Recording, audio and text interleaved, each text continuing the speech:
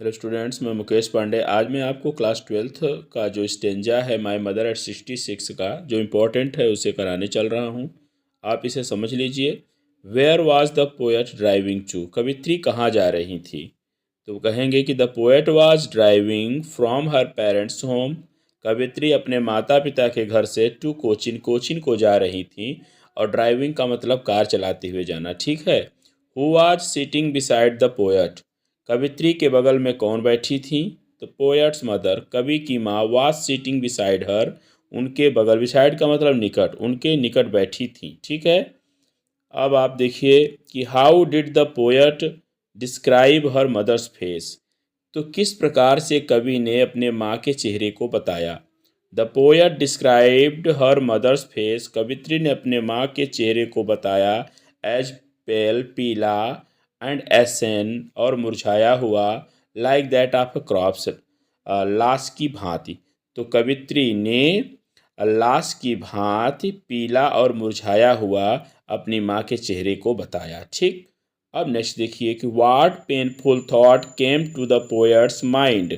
कवित्री के दिमाग में कौन सा दुखद विचार आया?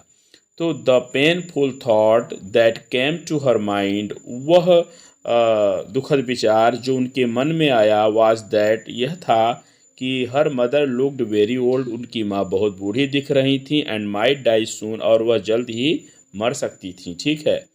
अब नेक्स्ट है कि how did the poet try to put that thought away? किस प्रकार से कवित्री ने उस विचार को निकाला या दूर भगाया, ठीक है। द पोएट डिस्ट्रैक्टेड हरसेल्फ, तो कवित्री ने स्वयं का ध्यान हटाया बाय लुकिंग आउटसाइड, बाहर देख करके, एट द यंग ट्रीज स्प्रिंडिंग, छोटे पेड़ों को दौड़ते हुए, एंड द मेरी चिल्ड्रन, और प्रसन्नचित्त बच्चों को, spilling out of their homes, अपने घर से निकलते हुए देखकर, ठीक है। तो बाहर उन्होंने नन्हे पेड़ों को दौड़ते हुए देख करके और प्रसन्नचित्त बच्चों को अपने घरों से निकलते हुए देख करके उन्होंने स्वयं के ध्यान को हटाया था, ठीक है। नहीं तो वे अपने माँ के ही ध्यान में लगी थीं। लेकिन जब उन्होंने नन्हे पेड़ों को दौड़ते हुए बाहर देखा और प्रसन्नचित्त बच्चों को घरों से निकलते हुए देखा, तो उनका जो ध्यान था उस ओर से हटा, ठीक है। इसी के साथ मैं इस वीडियो को ओवर कर रहा हूँ। Thanks for watching this video. आप इसे नोट डाउन कर लीजिएगा, ठीक।